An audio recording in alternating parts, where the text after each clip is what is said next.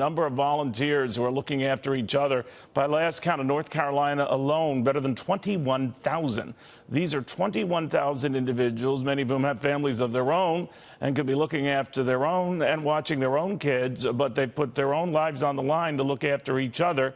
If that rings a bell to last year in the Cajun Navy, by the way, playing a big role in this as well, it is a reminder that it's kind of in the American spirit to do this kind of stuff. Sometimes we're so focused on polarization of politics, the left and the right.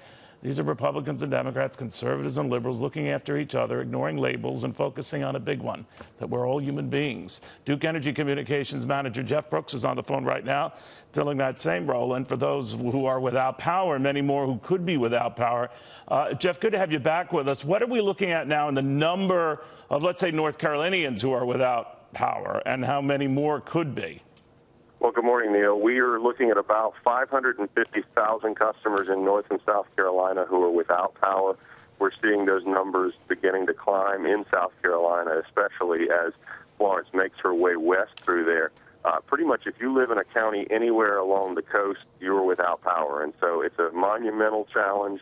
As you've mentioned, there's flooding everywhere, and that flooding is certainly going to play a major role in our ability to respond in certain areas.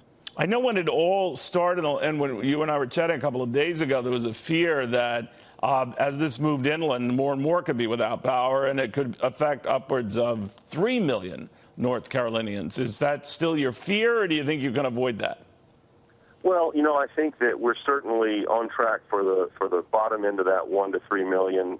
You know, we can't predict the future. We don't know exactly, and this storm is making a grand loop essentially around our service area, moving at a pace that I could walk faster, you know, I mean, about 2 to 3 miles an hour. So that long duration wind, that just incessant rain is creating very hazardous conditions, and that is going to lead to more outages as she progresses through the state. Looking at how this could have been, knowing that this was for a brief time last week at this time a Category 4 storm, closer got to land than 3, 2 hitting as about a 2 or a 1, and then now a tropical storm. A lot of people are going to read into that, Jeff. All right, problem over, crisis averted. You say what? Yeah, I say that the problem is ongoing and is going to be ongoing for days and potentially weeks.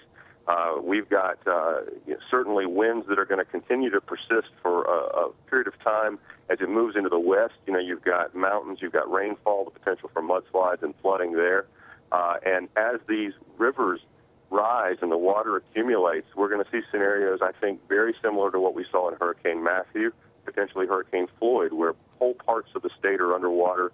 We've already seen Interstate 40 down to Wilmington is flooded, and that's going to create a challenge for us moving crews into that area. So we're working through those challenges now, working to get our crews there as fast as we can so that we can restore power for every customer we serve.